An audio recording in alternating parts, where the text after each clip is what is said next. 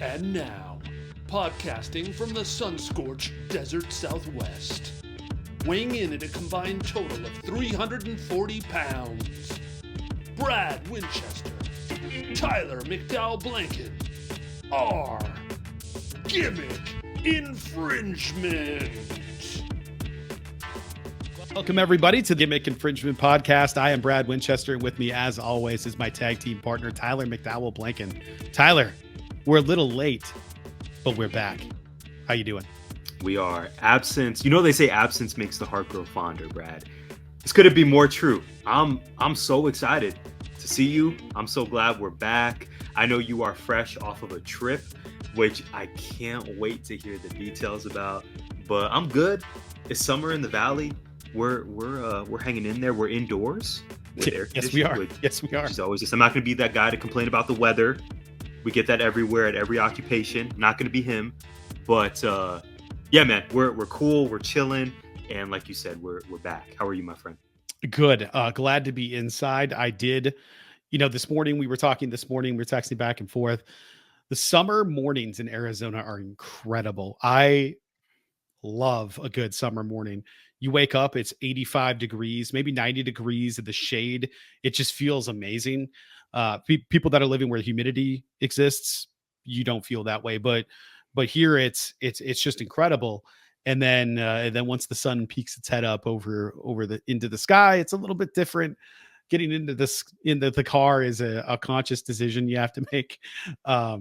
People with remote starters jealous because my car is not remote starting, but it's just so nice.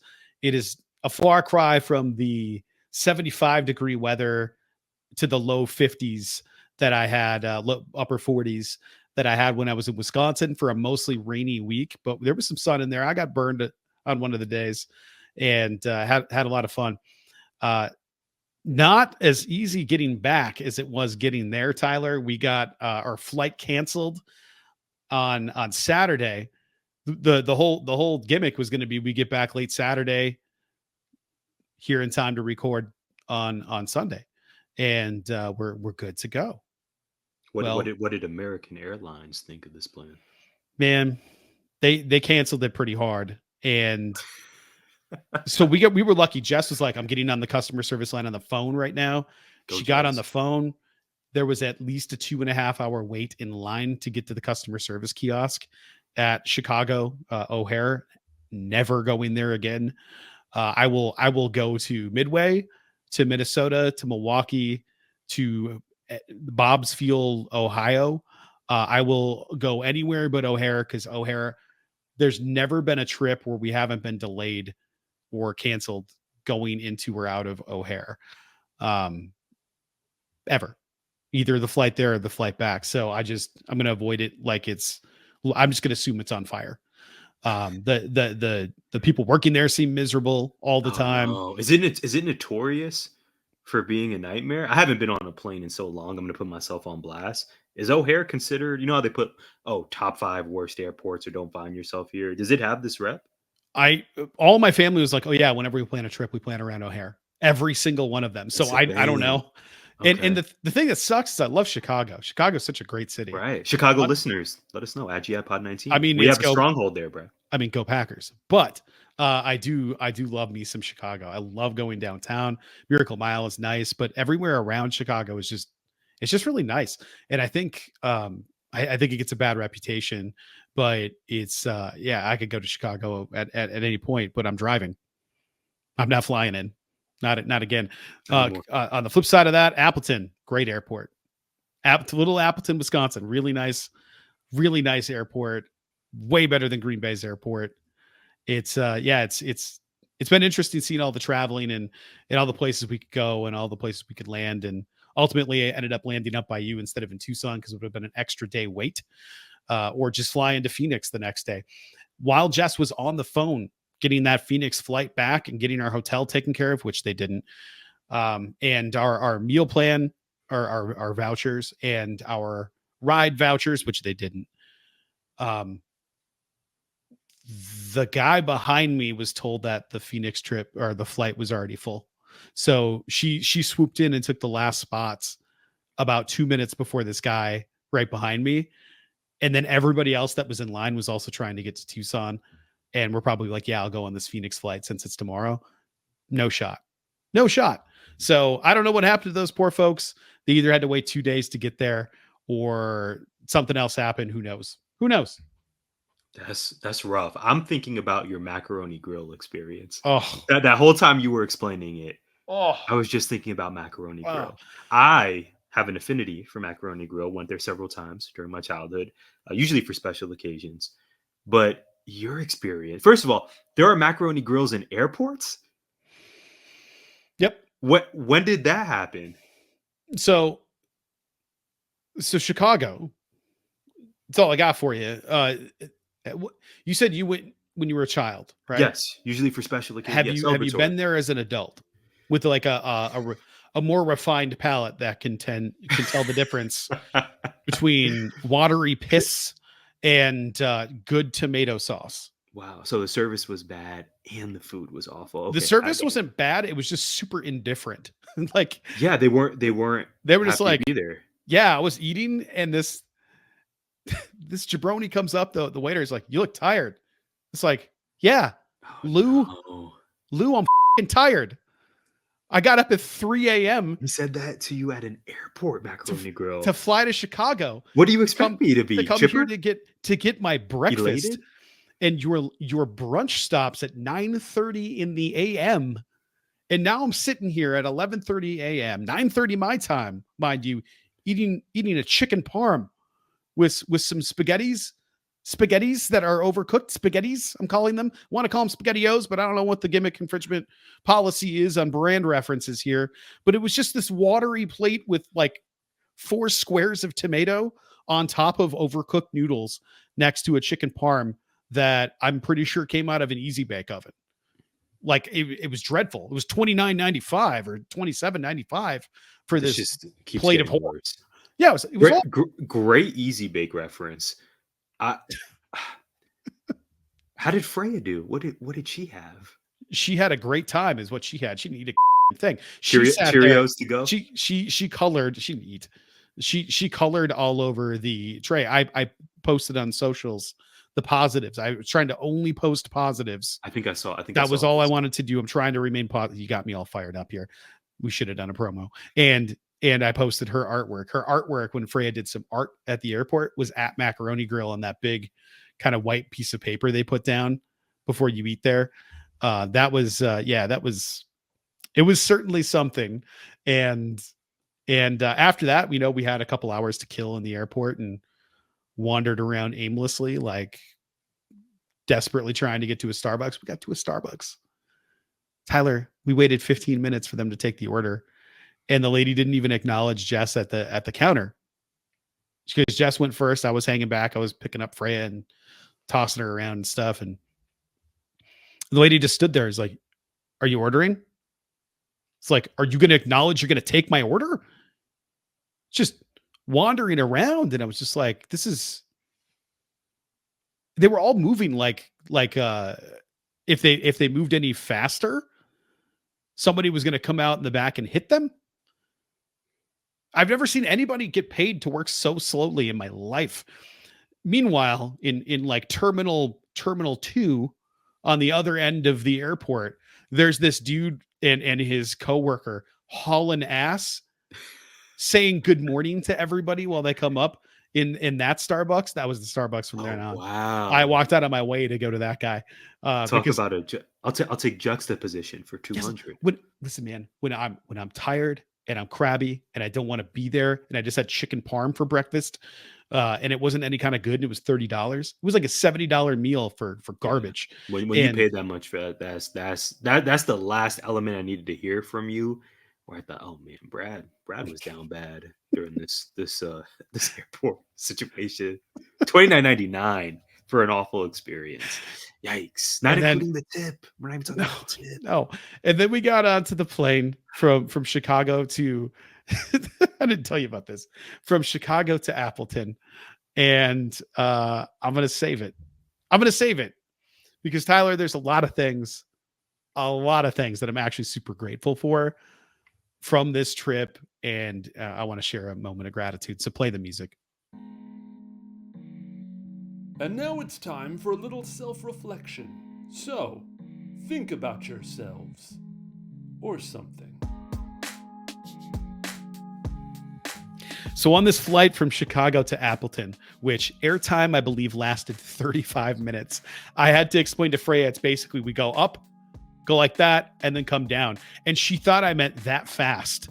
And she was super scared. And I was like, no. You don't understand. We're going to get to altitude, and then we're going to be coming down. Almost immediately after that is a 30-minute flight. You can watch a couple episodes of Bluey, and then we're on the ground. And that was kind of it. This this guy, the flight attendant, what was his name? Was it Dyson? I can't remember. Could have been Richard. I have no idea. I thought he said Dyson. That guy was like, yeah, we're gonna be serving limited beverages and snacks on this flight. I'm like, it's a 35-minute flight. When are you gonna do this? Like, at what point is it safe for you to do this? Tyler, when I tell you this guy was like sprinting down the aisle with a preloaded cart full of drinks already poured, just going juice, soda, water, don't doubt Dyson. Dyson had a game plan. Bro did not slow down. He just kept. He was down that aisle. He knows how much time he has. He's front of the plane, back of the plane. 3 minutes tops. 3 minutes tops. And then he was back with the snack cart. Boom. Same thing. Oh, yeah. This is a full service flight. It was the most impressive thing I've ever seen in my entire life. He was like doing the safety things and all that. And then boom, cart, boom. Hey, get ready to land, everybody. Buckle up. Let me go back and get your trash. Done. Sit down, buckle up, land. It was crazy. It was the most entertaining thing. I purposely took my headphones off just to watch this man work. I just saw how excited you are. Like this was amazing. Clearly, I could just tell he clearly amazing showed out. And then I don't want to call him Rich. I want to call him Dyson. Perfect. On the flight from Appleton to Chicago, different guy, bad weather. It was like no in-flight service. Buckle up, we got turbulence. It was a shaky flight the whole way there. So it wasn't bad, but it was just like, vibrating like this back and forth for the entire flight. But spending time with family, getting to see my parents, getting to see my brother and his wife, my sister-in-law, and my niece, just awesome. We went to an amusement park called Bay Beach. I have not been to Bay Beach since I was, I think, 4 or 5, maybe. All I remember is riding this little train that goes around the beach and by the amusement rides and all that stuff.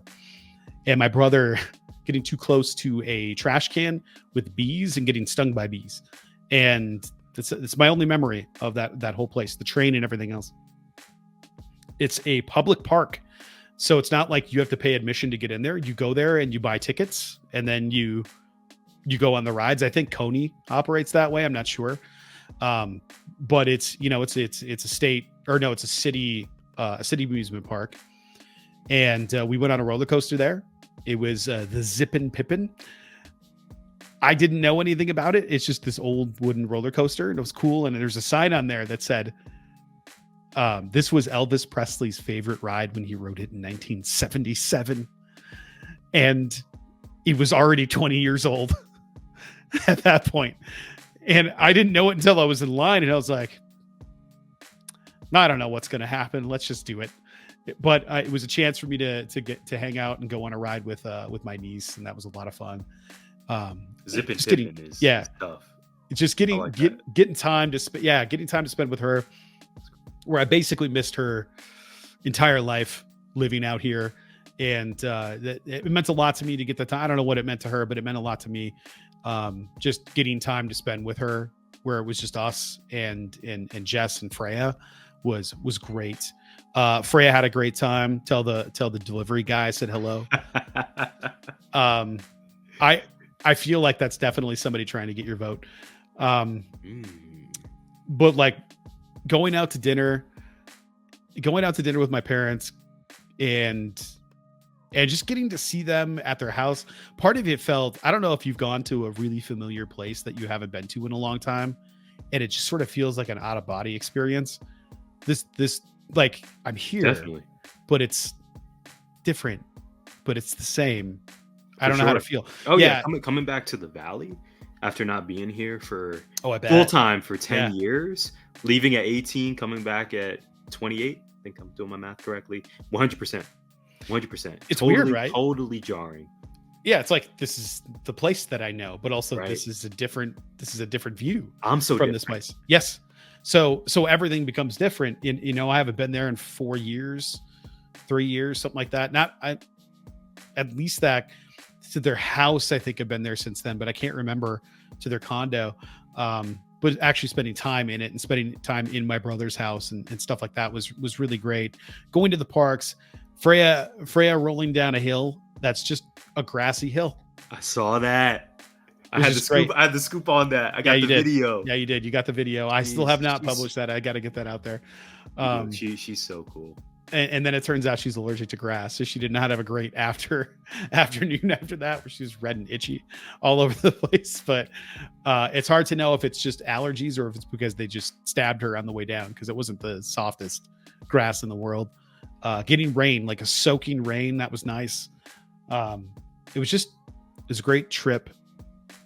I'm sad that I didn't get to see Double or Nothing live, and that was my only real setback. But I did get to see parts of it live. I was texting you while I was watching. Then it was like, all right, well, the internet cut out at my hotel, so, and I'm not spending another $1 on it. So yeah, it was just a lot of fun. Last thing I'll say here, because I'm sure people are already clicking forward to go to the next thing.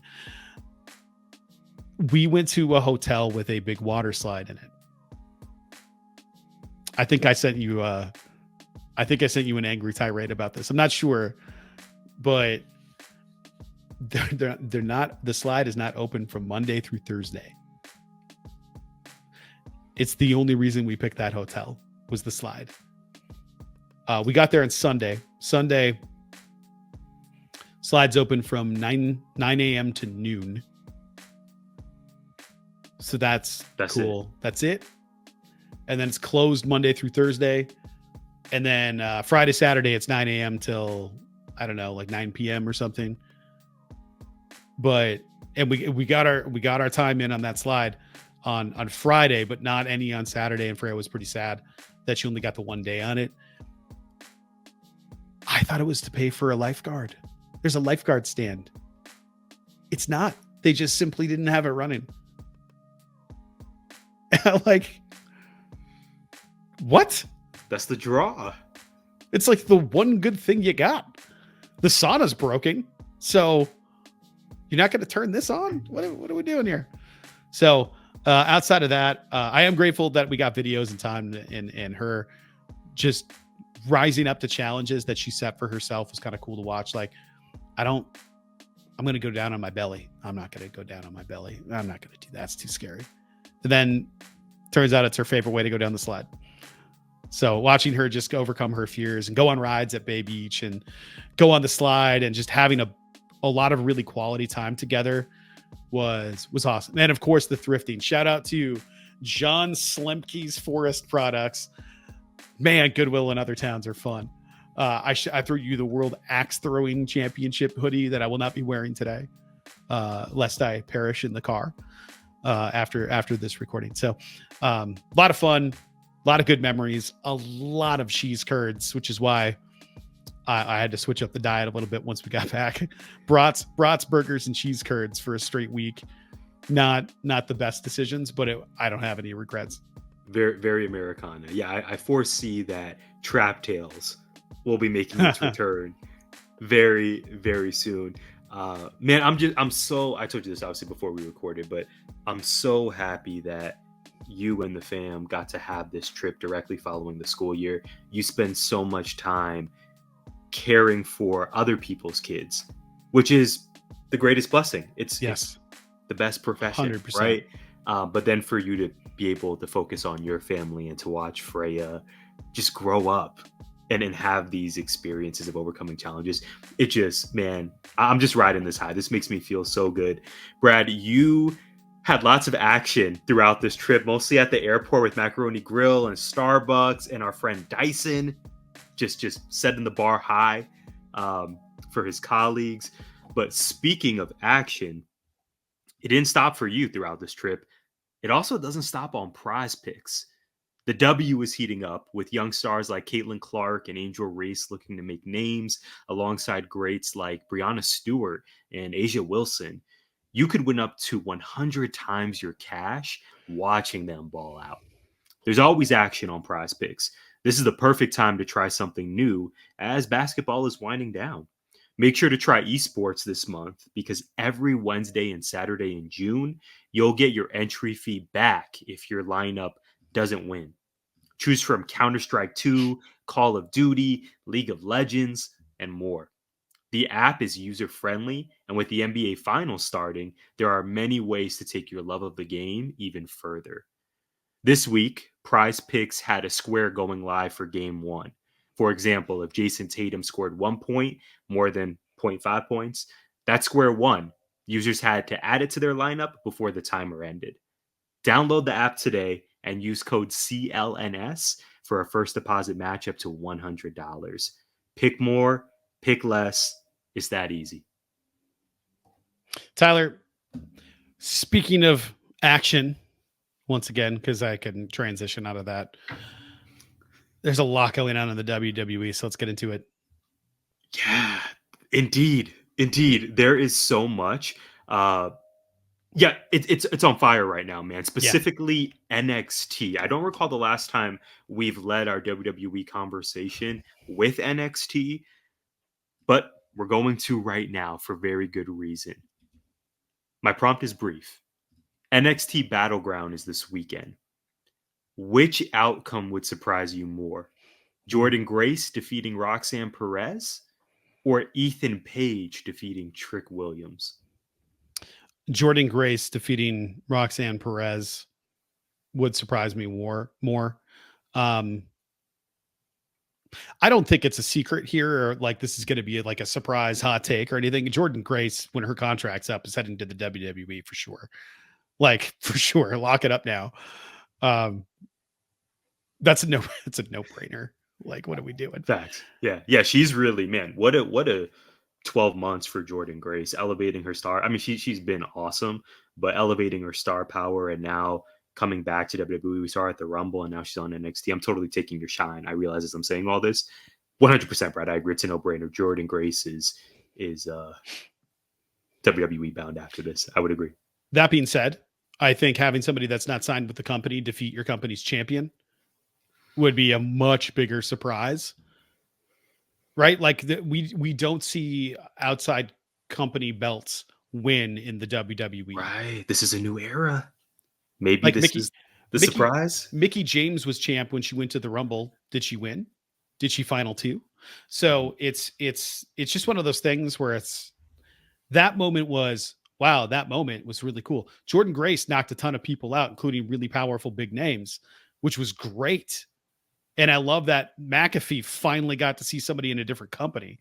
That was great too. I think they've been setting this up for a while. I think Jordynne Grace needs to win. I would love to see her win over Roxanne Perez, excuse me. Still not used to that. I don't know why I'm not used to that. She's great. Been long enough. Yeah.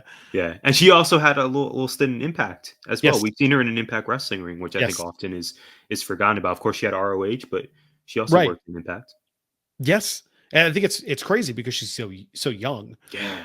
True prodigy. My goodness. Yeah. So I think that would be the biggest one. You?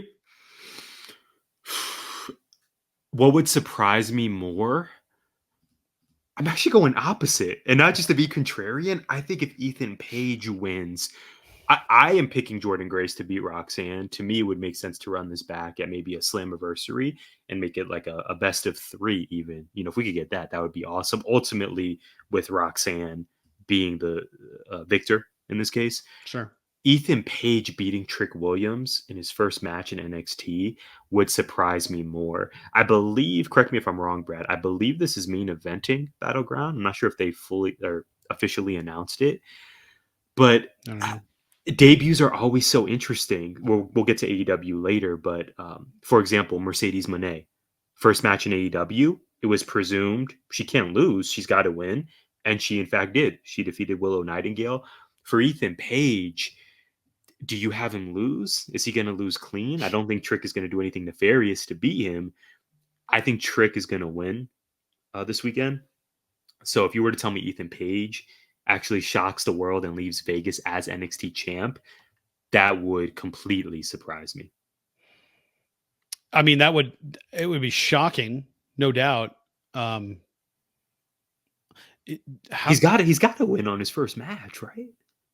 No, you don't think so? No, he debuts, he loses, and then what does he? Does he go to Raw or SmackDown? Well, maybe he loses, but do you think it'll be clean?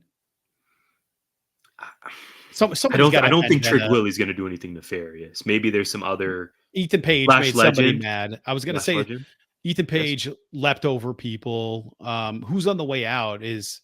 And he beat up Metaphor in the back, right? That was the storyline as he took out Noam. And...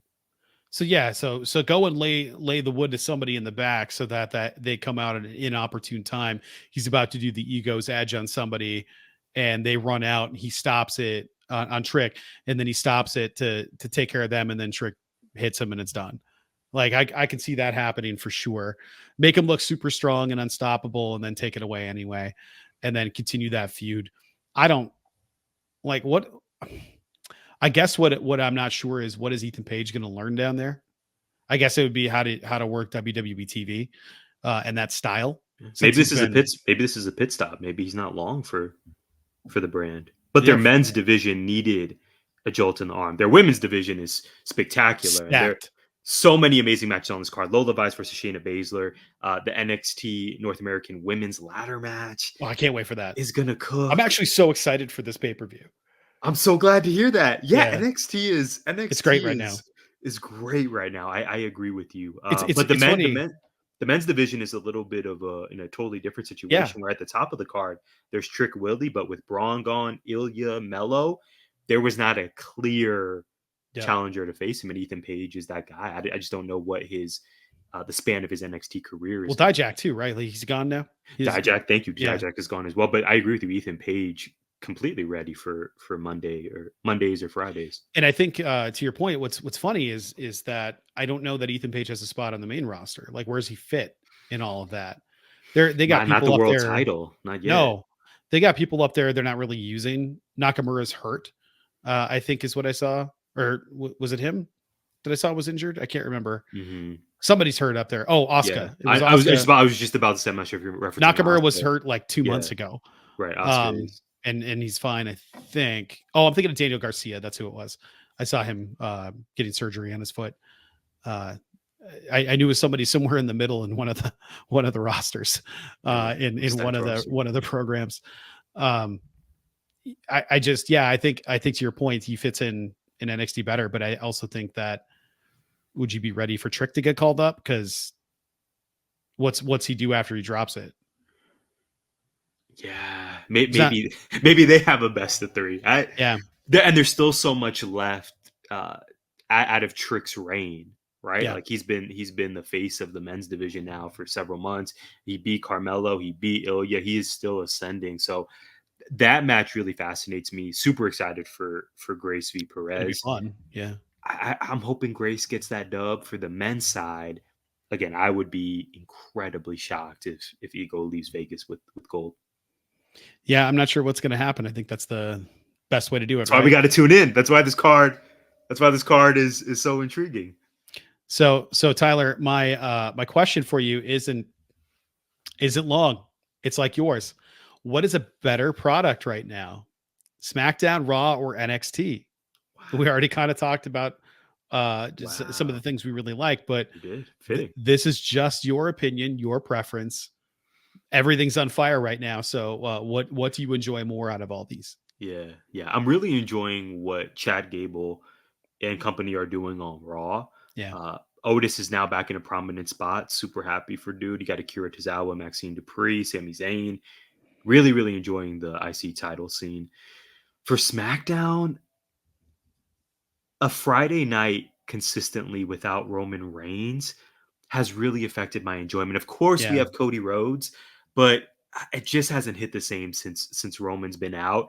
Thus, I'm going to ride the wave, Brad. I'm going to go with SmackDown. Sexy Red being on the show and now hosting Battleground. I don't know what to make of it, Brad. Sexy Red's music is not meant for my demographic, my age range. We spoke about this off air as well. Yeah. When you hit 30, you just have a lot of clarity, and you also realize that you age out of certain things. Yeah. And for me, that's Sexy Red's entire discography and persona. But NXT's got to be my answer right now. Battleground is a huge, huge show for them. I'm sure they're going to knock it out of the park with their incredibly talented roster. Yeah, NXT has really, really come up in the last few months. Obviously, you and I talked about it on air every once in a while, kind of sporadically, but they're just undeniable right now. I'm going with Tuesday nights, the Black and Gold brand. I'm kind of with you. I'm not gonna lie. Wow, we're finally here. We did it. Yeah. I've been really enjoying it. I went out of my way to watch it. Me too. Usually I catch clips, and this time I was like, no, I'm going to dedicate some time. NXT and Ring of Honor used to feel like, oh, they're kind of a comp for each other, and now it's like NXT and Collision are kind of a comp for each other. And I'd rather watch NXT right now, but 100%. over almost anything. I can't think of anything. Dynamite was fun this week, but NXT overall of it, to your point, SmackDown, it just hasn't felt the same. This is what I was worried about Cody finishing his story. Unless he turns heel, like, what is he going to do? Yeah. And his challengers, Logan Paul, AJ, respectfully, was a huge AJ mark in TNA, had the DVD, phenomenal DVD and all that. It just like, who's he feuding with that's of substance where I can believe he's actually in danger? Well, nobody so far. Well, no, and I feel like this is a champion problem that they're having there. This is across the board. Think about, like, right now we got Ethan Page and Trick, right? Like, we don't know what's going to happen, so that's interesting. We know what's going to happen with Cody. I mean, we know it's done. We know what's going to happen. I felt that way at Double or Nothing. There was a cell in my body that was like, yep, Swerve's going to lose to Christian Cage. The patriarchy is going to have gold again? Not at all. No, don't get me wrong. I'd love to see Christian hold the title for a little while. But not Swerve. Yeah. Stop it. And when we knew that match wasn't going to be main eventing, you're not going to change the big gold belt, have it change hands when it's the second of 3 main events, as it were. Well, it was like that last year too, because Anarchy in the arena always closes. Right. They had that 4-way last year, the Pillars 4-way. I thought that was right before, right? Mm-hmm. Or 2 or 3 matches. I don't think it main event. Yeah, no. Yeah, but that was the title match. Yeah. Nothing. Yes, it was the Pillars. The Pillars, which we actually really enjoyed. Where MGF wore the hat in the his promo. Yeah. Back when Sammy Guevara was on the card and in. Well, he's injured. Right Is he injured now? Yeah. Okay. Yeah. Okay. Yeah. So there's a lot of injuries going on over there. Yeah. Like, and then we had this like the suspensions, right? Because he had the GTH on Jeff Hardy, and then that might have been realize that led suspended. into I thought maybe he's not injured. I thought he was injured though. I think Sammy's injured. I think he was suspended then injured. Daniel Garcia is injured. Miro's so injured he just is in Bulgaria. I don't think he's injured. I think he's just gone. I don't know what's going on there. And Keith Lee seems to be battling something, but it's very mysterious on that end what it is. I just hope he's okay. But in WWE, it's just they have kind of an embarrassment of riches and can heat people up whenever, but it's more fun when it's not predictable. Predictable isn't bad, but I want it to be really good. I think this match 7-8 years ago would have been ridiculous, right? Like an all-timer. I don't know that it's going to have that same thing going into. I don't know, man. I think it'll be good. I don't know, but NXT for me right now. Yeah. I'm not mad at that. Something I am mad at. I've been excited for this. I'm glad you're excited for this. I've been holding on to this for a few days now. I'm not going to give a lot of that much of an intro for this. It's been a while. Something came up this week that had us scratching our heads. So that means it's time for the latest installment of what happened here. Let's go.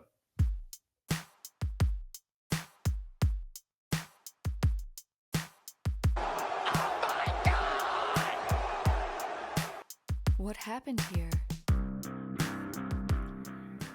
All right, my man, it's time to discuss it. Darren Waller, NFL tight end, I believe currently on the New York Giants, the New York Football Giants. Shout out to my mom, big fan. Released a music video. Some are calling it a diss track. I don't really know what it is, but it made me say, what happened here? Too much auto-tune is what it is. Good Lord. Gosh, that's in my notes. So, as you may have heard, maybe we even touched on it briefly a while back. Darren Waller and Kelsey Plum were married for just over a year. They filed for divorce recently. Kelsey Plum put out a statement on social media confirming reports that they were splitting up and kind of alluded to it was due to Darren Waller's transgression. She mentioned, I walked through fire for this man, but I'm stepping into myself and embracing my joy. So we're like, okay, Darren Waller is probably the heel in this situation. But that's all that's been reported. Darren Waller, to my knowledge, has been relatively silent until now. So he drops the song, he drops the music video, Brad, and my notes for this are, first of all, I have 3 questions. How much money did he spend to make this happen? Should Autotune be banned? And how is the beach so secluded in this music video? I have a 4th question. I lied. Did anyone see the faux Kelsey Plum, the actress that played her in the music video, stab Darren Waller? Like, are we just going to leave his body there, but he's still singing as he bleeds out? I have logistical questions. And this is all in the wake of the W being in a really fascinating place right now. There's been a lot of conversation surrounding Caitlin Clark, which no one's surprised about. Some of the conversation, I would argue, has turned a bit, I don't know if I want to use the word toxic, but I feel like we're maybe losing sight of how talented the women are and how many storylines are going on in the W right now, aside from just the Caitlin Clark experience. You have the Connecticut Sun being undefeated. You have the Aces looking to three-peat. The rookie class. I mean, there's a lot to invest in. So when I saw the Darren Waller video appear on the timeline, I watched it a few times. I processed it. You did that to yourself a few times. Wow. I did it to myself a few times. I processed it, and then I thought, okay, this is going to come and go. I hope we get back to actually watching the games and, again, just supporting these women throughout the season. Your thoughts? It felt like an auto-tuned R&B attempt at a country song. It's the best way I could say it. Like, they could have twanged that. He could have twanged that thing up, and it would have been a country song, and it would have been just as bad. Autotune should be banned. I don't know if you ever caught the live action Beauty and the Beast. I don't think I did. Do not.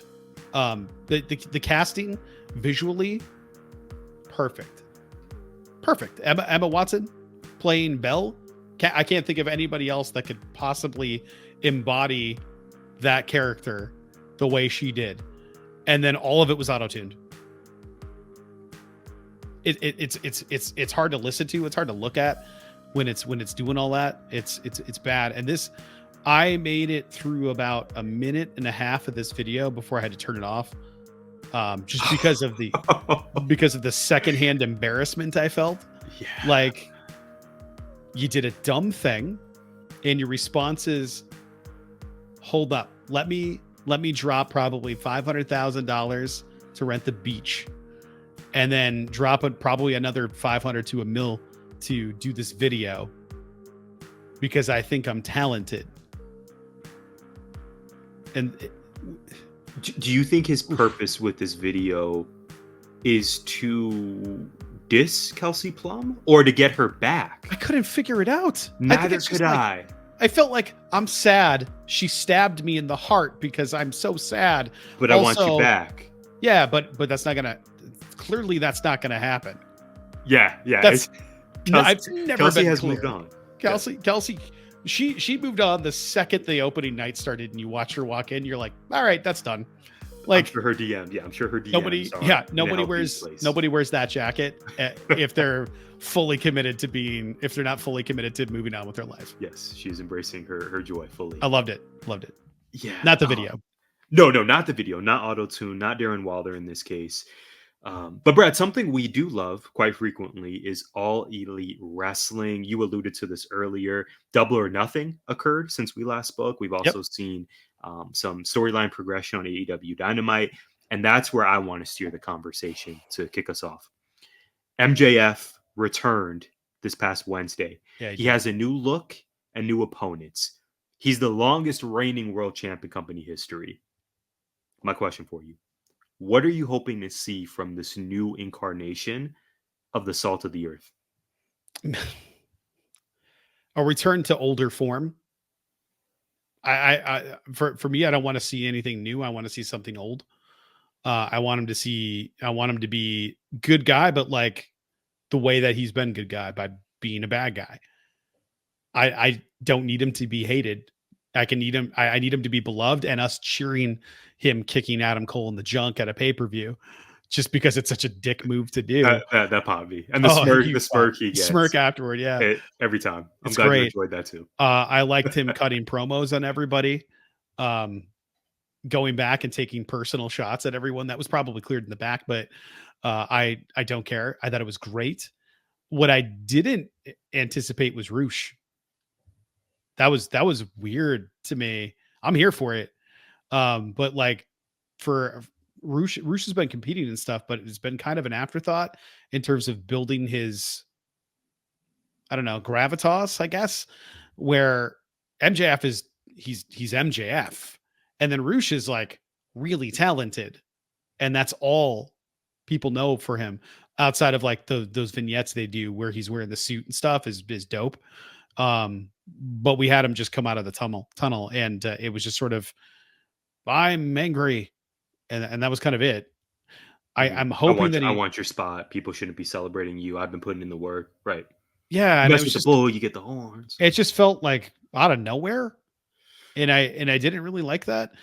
I don't hate it as a story to get him started, get MJF heated up, because then he can feud with that entire faction. So the only thing I can think is right now, this is setting MJF to build his own faction back up, so that he can then take on the Undisputed Kingdom and Adam Cole when he's healthy, because that's going to hit the fan. That's like ultimately that's the story, but Cole's still not ready to wrestle. So what do you do in the meantime? Well, you fight somebody from a former faction, or not really a former faction that you were a part of, but a former faction that you paid because you were rich and you wanted that done. So I don't really know what happens here, but I would like to see more MJF cutting promos on people, tearing people up, calling out, doing outlandish MJF things, because I kind of missed that when he was with Adam Cole.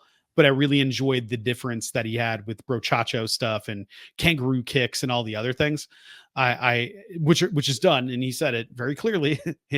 But I'm really excited to see what's next with this more heelish babyface persona. I don't know what'll happen to get this MJF doing old MJF things, but not for heat with the audience. It's going to be interesting.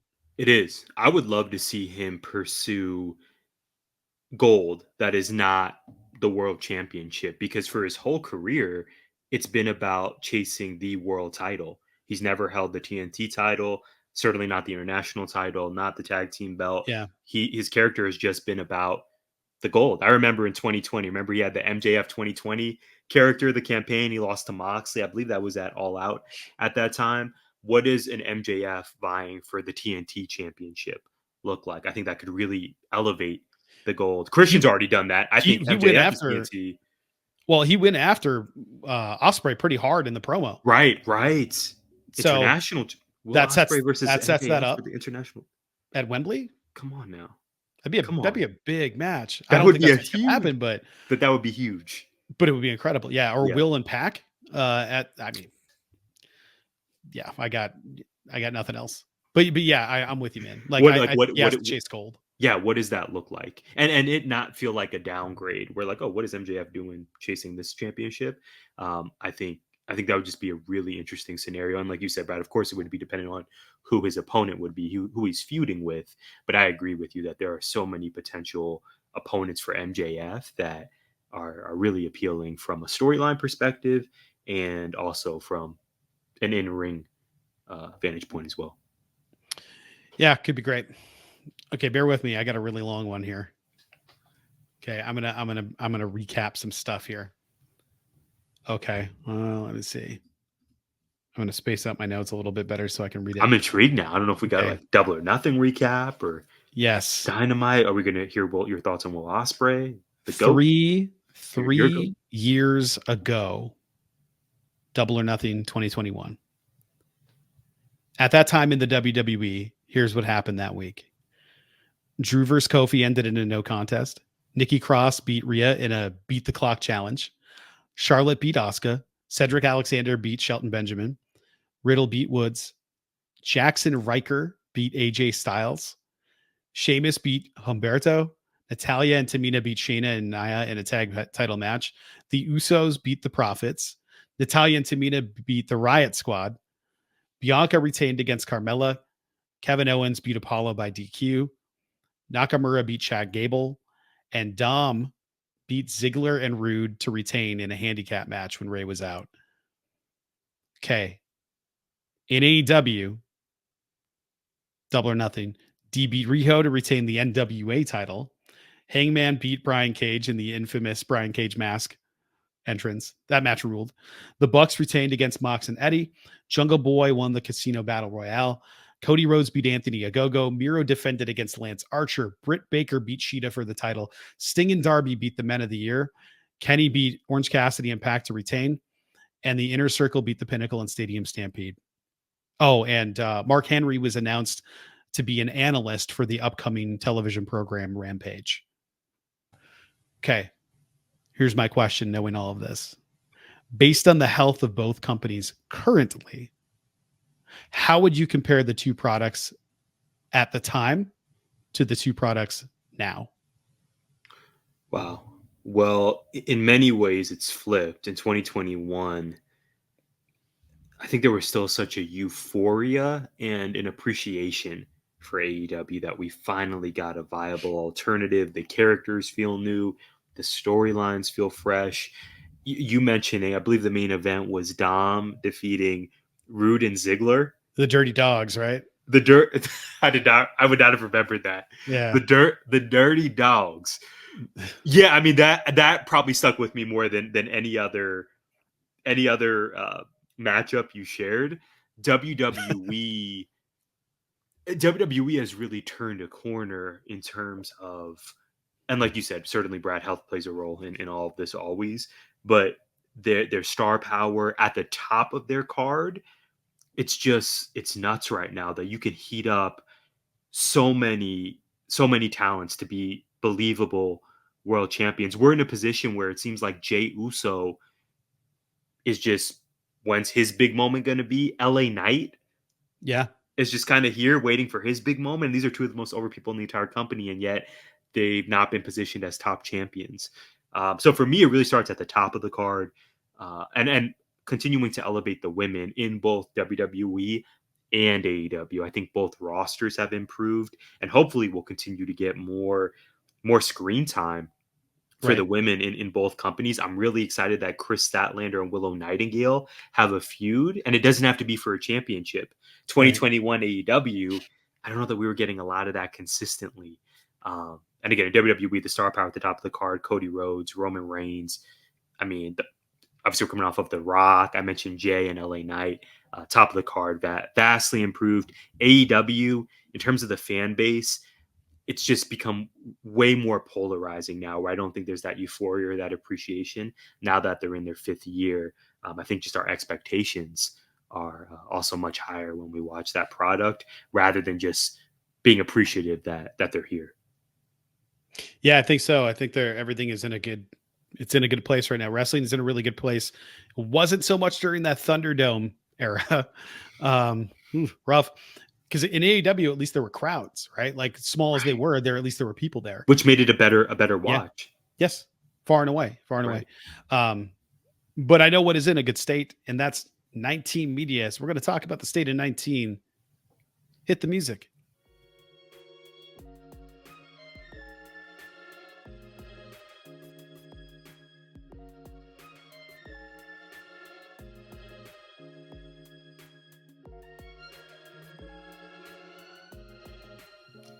I start this one. Yeah, So you I should read my line. We're switching it up. The new era of GI. Join Carmen and Jessica of Small Town USA as they explore unique small towns across America, unleashing their stories and the peculiar people who live there. You can follow them at Small Town USA Show. Show is spelled SHW on X. Good news, Tyler. I had to zoom in to read. Great news for my eyes. Check out Hidden Gems Golf. Well said by me. 19's official fantasy golf-based podcast. The Mojo King provides picks and analysis before every big match. You can follow him at APowerMojo. Desmond continues his greatness on Hip to the Games, a show dedicated to the love of hip-hop and hoops. Check out his episode previewing the NBA Finals. You can follow him at Hip to the Games. Ricky broke down the latest rumors surrounding the Los Angeles Lakers on this week's Late Night Lake Show episode. It was really funny getting people on there. It was just, get up, everybody. We're going on right now. It was amazing. Tune in to hear his thoughts on the speculation surrounding Coach Dan Hurley. You can follow him at Late Night Lakers. Sticking with the association, you know Warren and Cal of the Baseline NBA podcast have you covered this time of year. Check out their latest episode to hear their NBA Finals predictions. You can follow them at NBA Baseline. Speaking of Warren, a big shout out to him for the work he's doing over at Dope Interviews. He welcomed Brandis DeBrant, the Director of Scouting and Development at State Management's Kids Division. I'm on fire. This is Rust. This is Wisconsin cheese Rust right here. Hear her story and follow the show at dope_interviews. We're thrilled to have SiriusXM's Gerald Brown on the 19 roster. Check out his weekly show, Heavy in the Paint.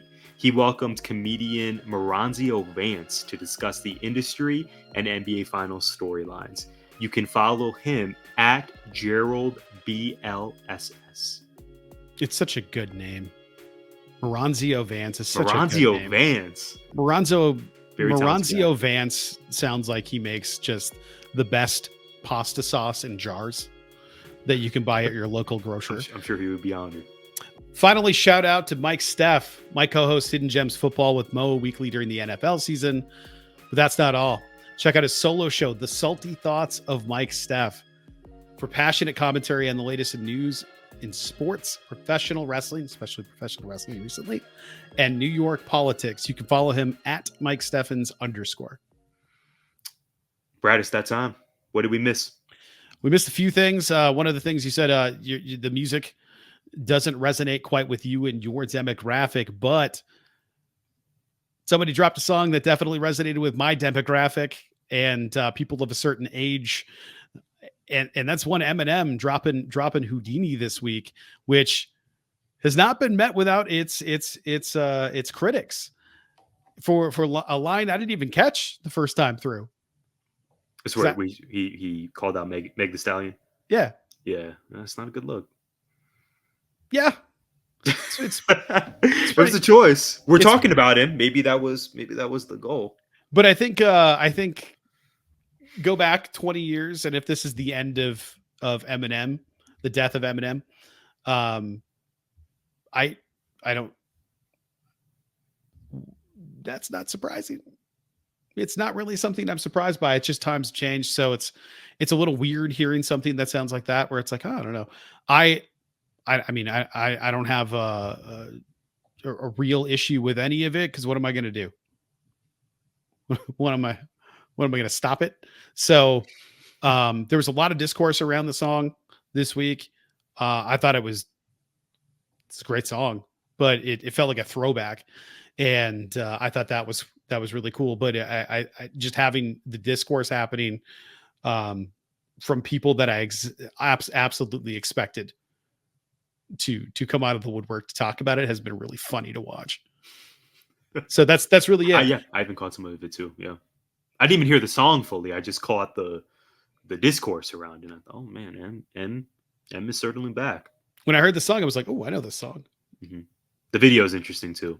Didn't watch the video. Oh, I think it's like my recollection is kind of a superhero element to it. There's like lasers, and I just caught. That tracks. It tracks. The one item I have, Ashe 4 on June 22nd. It's going to be headlined by Fire and Flava versus the King Bees, and the announced main event, Jonathan Gresham versus Shelton Benjamin. Wow. I did not know that. Yeah, it's a thing. I think it's poised to be the best Ashe show to date. Ridiculously athletic competition there. For sure. I'm beaming. I can't wait for that. Brad, this was so great, man. I'm just so happy to see you. It's been so long. Of course, those of you listening and watching, please know how much we appreciate your patronage, the likes, comments, retweets, texts. It truly, truly means so much to us. So thank you for joining us this week, and we hope you'll join us for the next edition of GI. Gimmick Infringement is a part of 19 Media Group. You can listen to us on Apple, Spotify, iHeartRadio, or wherever you find podcasts. You can also find us on YouTube via the 19 Media Group channel. Please like, subscribe, comment, and share.